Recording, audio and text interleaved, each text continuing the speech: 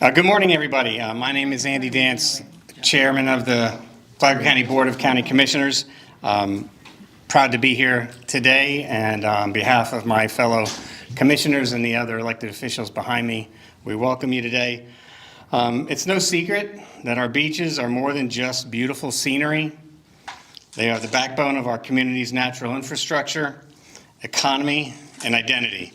Over the last decade, storms and hurricanes have reminded us how fragile our coastline is, but also how resilient Flagler County can be when we work hand in hand with our partners. Today, we're honored to welcome a congressman who is committed to joining us in this important effort. He has long understood the significance of Florida's beaches and is ready to help strengthen federal support for Flagler County. Please join me in welcoming Congressman Randy Fine.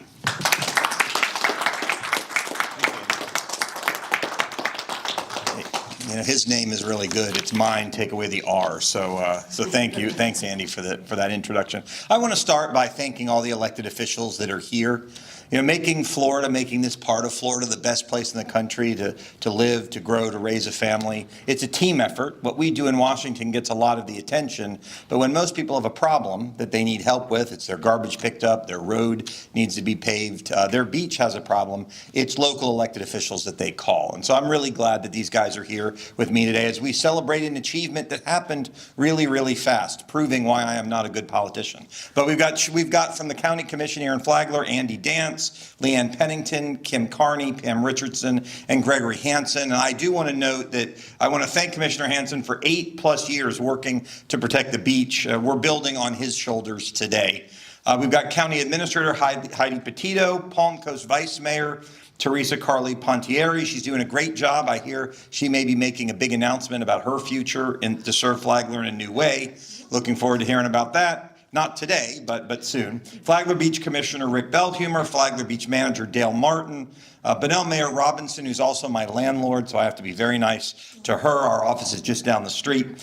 Flagler Beach City Manager, GOP Chairman Perry, you're over there somewhere, not up here with us, but good to see you, Perry. Flagler Beach, John Cunningham, and Mike Martin, who's with Mosquito Control, and is going to be giving me a tour of how those efforts are happening tomorrow. But we're here because over the 5-week August recess, I've had the ability to make over 70 stops throughout the district. It's sort of, we feel like we're making a lot of figure eights. So I was just there. My district is bigger than the state of Connecticut. So we've been all over the 6 counties over the last 5 weeks. This is probably our 75th stop that we've made. And sometimes I learn about problems when I'm making these visits. When I was in Flagler County, it was probably just 2 weeks ago, right? 2 weeks ago, I came to do a tour of the beaches. And the beaches are something I know a lot about. I live on the beach. So I understand the challenge of what it means for beach restoration of the dune, and I have the distinction of my family having lost 2 houses in hurricanes. My parents in 2004, me in 2016. And so I understand the importance of beaches, and we took a tour of the beaches. I was not dressed appropriately. I was wearing a suit. That was not the easiest thing. But we were talking as we went to the beach. I said, what do you need from me? Because I always try to get to the punchline. What do you need me to do? How can I help? And what I was told by Andy and the other folks from Flagler County is we have $9 million that's waiting, that's approved, that's in the budget, that we've already gotten for the beaches, but we can't get a signature out of Washington.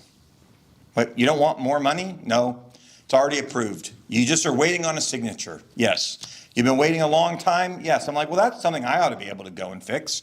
So as I drove away from the tour, I started making phone calls, and lo and behold, a few days later, all it took was those calls. It helps that I have friends in Washington now, but we got that signature on that letter, and that $9 million is delivered. And so we're here today to commemorate that because we need to make sure that our beaches are protected. But there's more to be done. The other things that I've learned, and I've learned this not only in Flagler County, but around my district, that people are waiting years to be reimbursed for FEMA. So we hear FEMA, FEMA, FEMA. The Democrats love to talk about FEMA. It doesn't matter how big FEMA is. If you've got to wait 5 years to get paid back for the expenses that you have when there's a hurricane, if you have to take out a loan from the bank and pay interest on it to cover your expenses, I'm not sure how much good it is. And so we're also working, and we've already gotten the federal government to take a relook at the Milton expenses that were incurred here a few years ago. The point is the federal government needs to serve the people of Florida. And it's one thing to talk about how big it is and how many employees, and those metrics are fine and good. But at the end of the day, it's not about how big the government is. It's not about how many employees it has. It's about, is it serving the needs of the people? I was an entrepreneur for 22 years. I learned that size does not necessarily indicate results. As a one-man band at all three of my companies, I upended big industries. I was really small, but I worked hard and I cared about putting points on the board and delivering results. That's what we've done here with what we're celebrating here today in Flagler County, about getting this money approved to protect our beaches so, God forbid, another hurricane comes, we're prepared, but to send that message that it is my job and my team's job, and hopefully we've proven it over the last 5 weeks, to represent the people that are here, to advocate for the needs that they have, and to make sure that we're protecting our beaches and everything in our county. So I'm excited to come back. It took 2 weeks. I can't set that expectation. Every problem I'm not going to be able to solve in 2 weeks. But this was one that we were able to, and we're proud to do it. And we have to celebrate the wins because hopefully it sends the message of my level of commitment. When I hear a problem, I'm going to try to solve it. That is why I'm elected, to serve the people that I have the honor to serve. So with that, I'm happy to answer any questions that the media happens to have. And I really appreciate all these guys coming up and standing with me today. I don't know if this would be specifically for you or maybe someone from the county, but. They can talk too. That's all right. Where, along Flagler's coast will this money be directed towards? That's a better question for them. I toured it, but I don't want to get it wrong. Although they made me show up in a suit outside, so I almost left and went home. But who wants to answer that question? Greg, come on. Yeah. Malacopter going north. Okay. Okay. How soon can we start seeing work being done regarding? I'm not sure on that. I'm not going to guess, but it's soon, very soon. How far north, he said, Malacopter going? It's to Marine Land, right? Yeah, Marine Land. Ansley's. I can answer something. Come on. Come on, Ansley. Ainsley, introduce her, please. This is Miss Ainsley Wren. She is our county engineer for the beach.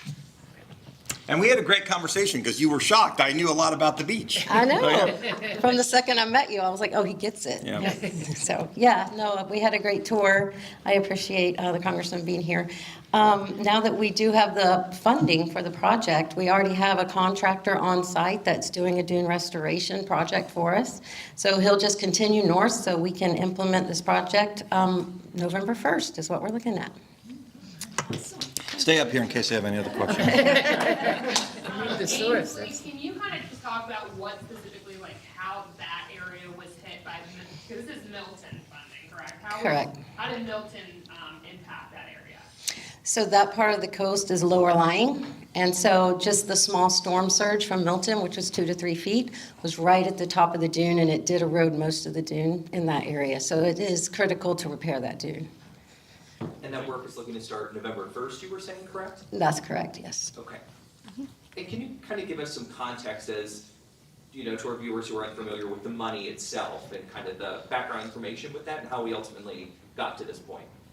You want to talk about applying for it, and I'll talk about my phone call? Sure. Okay. Sounds good. Yeah, so as soon as Milton was over, we did a post-storm survey. We were able to quantify the amount of sand that we lost during Milton. At that point, we worked with our consultant, Foth Engineering, that put together a damage report for us. We submitted it in, I believe, early, maybe January of the following year. So Milton was in October, we submitted it in January. So at that point, it was under review with FEMA. I have a very good relationship with the beach team at FEMA. They were in constant communication with me, but at some point, I was not getting any more feedback. So that's when we called the congressman. Yeah, I mean, look, things go into the great vortex of Washington, D.C. And I think one of the things we should think about is trying to get the people who work on these problems closer to the problems. I've only been in Washington for 146 days. I have not seen the beach yet. Maybe there is one somewhere, but there's no ocean. And so I think a lot of the times the bureaucrats are far away from the problems and they don't have to deal with them themselves. And so, as I said, as I drove away, I got on the phone, I started making some calls. I have the ability, fortunately, I have some powerful friends in Washington. That's why I'm in Congress. And they said, sure, if all you need is a signature and it's a good idea, we'll get it done. And we did. And part of the reason I was willing to make that call is Flagler County is approaching beaches the right way. You know, there's multiple ways to protect our shoreline. But I can tell you, as someone who's lived on the beach for many, many years, the best way to protect the beach is with a dune with natural grasses growing. God had it right. He knew how to protect it. And it's crazy. You'll see beaches that the sand all gets pulled away by the storm up to the dune where the grasses are growing. It is the roots that hold the dune in place, that hold the sand in place and protect things. And so given that that is the approach that wanted to be taken here, as opposed to other sorts of man-made systems that ultimately don't work, I was very, very excited to help, because that is the solution to our beach problems. We have to return to natural dunes with natural growth on those dunes to hold the sand into place. The sand will always come and go, but it is the dune, if properly built and properly protected. And part of the challenge is you can build the dune and you can plant the plants, but it takes a while for those roots to grow deep enough, and we have to cross our fingers and hope we have a couple of years with no storms in order to get those roots deep into place. But you do that, and again, the plants will hold the sand in place and they will protect the dune. Congressman, what prompted your interest in federalizing Ocala Forest?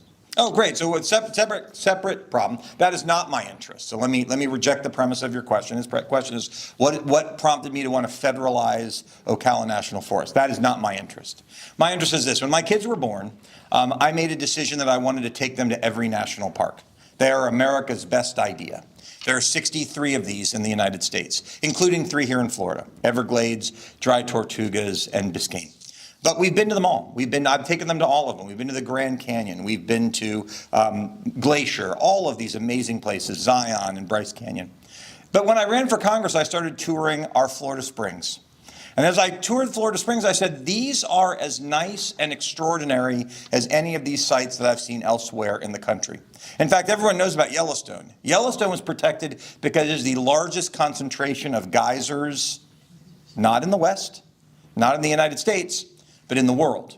Well, Florida has the largest concentrations of natural springs, not in Florida, not in the United States, but in the world. And I said our Florida springs are deserving of the same level of protection as we see at Yellowstone. And so we have some state parks, and I said I believe that they rise to the level of national designation. Now, I don't have the answer on how to do that. There's a lot of federal land, there's a lot of state land in the area, including a national forest.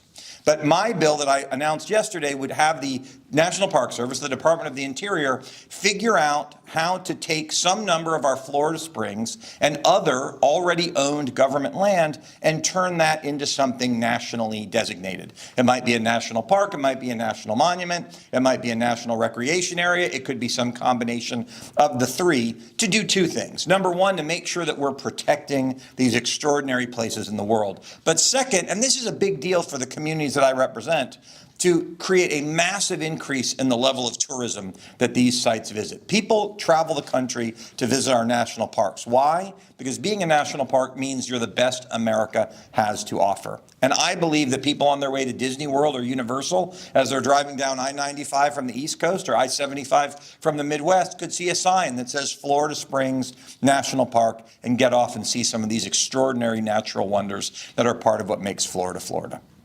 Will you have any update on whether you might move to the district? Sure, that's a great question. I was planning, so let me talk to you what my life has been like. Ask about where I live. Great question. When President Trump asked me to run, it wasn't a plan of me or my family. I have a senior in high school and I have an 8th grader. I launched a 9-week, 63-day campaign for the Florida House. It was pretty big, I'm sorry, for my primary, it's pretty busy. I actually tried to serve, I did serve in the Senate at that same time. In fact, I found out that I won my primary, not in the district, but I was in Tallahassee presenting what is now the strongest anti-illegal immigration bill in the country. And then a 9-week, 63-day election, general election. Then I won. I said, oh, good. I've made it through 126 days of politics. I'm going to have time between when I win and when I get sworn in. My colleagues generally get 60 days. I got 22 hours. Wasn't enough time to move. So I went to Washington, D.C., and over the past 146 days, I focused on opening 6 offices, building a staff, and voting on 139 things. I've made every vote of those 139. Our plan, it's not so easy. I'm not a single guy. I have a family, and I've got kids in school. Our plan had been during the August recess, the period that we are in right now, to figure out where in this district that is larger than the state of Connecticut to move. It's very big. People say move to the district. They don't mean that. They mean move to their town. But this is 6 counties. So where would be the right place for my family to go? And right when that was beginning, Governor DeSantis started to talk about redistricting. And so we don't actually know what the district lines will be. To give you a sense of things, Flagler County was in this district before. 2 of the 6 counties I represent now were not in the district prior to redistricting. 50% of Volusia County was in the district and now is not. And without knowing what those ultimate lines will be, I'm not going to move my family twice. So when we have certainty around what those district lines are going to look like, when we have the time, we will revisit that decision. But unfortunately, we had a plan, and then that plan got messed up by others. We'll take 2 more questions. I have a Yeah. question. And if you guys want to sit down, it has nothing to do with Flagler. You guys are all just standing up there for this chatting. Maybe they just want to be my protection. You never know. The sidewalks in Daytona and Seminole, the sidewalk going across to meeting the Speedway is now going to be painted over. Yeah. Seminole County had got it FDOT approved and everything like that, and painted these, the roads or sidewalks green for bikers, but now they're gonna have to change them. Why? What's going on? The federal government, President Trump has said crosswalks are for safety. They're not for other purposes. And we've got to clean them up. And we can't say you've got to take away an LGBTQ monument in Orlando, but you can leave this one over here. We have to apply the rules fairly. Those are the rules. Crosswalks are for public safety. They are not for demonstrations or tourism or anything like that. It's not about politics. It's about public safety. Last question. Yes, there is one over here. All right, well, if we don't have any more, good. Then I'll wrap up. I just want to thank all of you for coming. I want to thank all these guys for being here. It's an honor to have them be here. It's been a great 5 weeks, and I'm excited about seeing what the next 146 days holds. All right, I said I'd have one more question, so yes. Just the one last thing I have is, what do you think the future of the beach looks like? Well, I hope it's still there. I mean, look, the future, this is what makes Florida, Florida. I tell people all the time, we have to be careful. There are a lot of places in this country to retire that have low taxes and decent winters. What they don't have is water. And the great news about Florida is that everybody wants to move here. And the worst thing about Florida is that everybody wants to move here. So whether it's our beaches, the Intercoastal Waterway, the St. Johns River, our springs, our rivers, our lakes, if we don't preserve those, we lose what makes Florida, Florida. And so I don't want to tell people they can't move here. We can't move here. Most people in this room weren't born here. They moved here. We can't come here and then say, nope, nobody else. We can't slam the door behind us. But what we have to do is make sure we're developing appropriately. And that ensures making sure that we're protecting our beaches, because they're important not only for people coming here, but they're important to protect all the real estate that is there. It's important to protect public safety. It's important to protect life and everything else that goes into this. So making sure we protect our beaches, our waterways, this is the single largest local issue that I'm focused on. And I will tell you, it doesn't matter whether I'm in Flagler County or Lake County or Marion County or Volusia County. Now, beaches are only come up in the 3 coastal counties, but in the other ones, wastewater, roads, stormwater, surface water, those come up everywhere I go, and we'll be continuing to work on those for as long as I'm in Congress. Thanks, everybody, for being here. I appreciate it. Thanks, guys. Thank you. Thanks for being here. Good to see you, folks. Thank you. I appreciate it.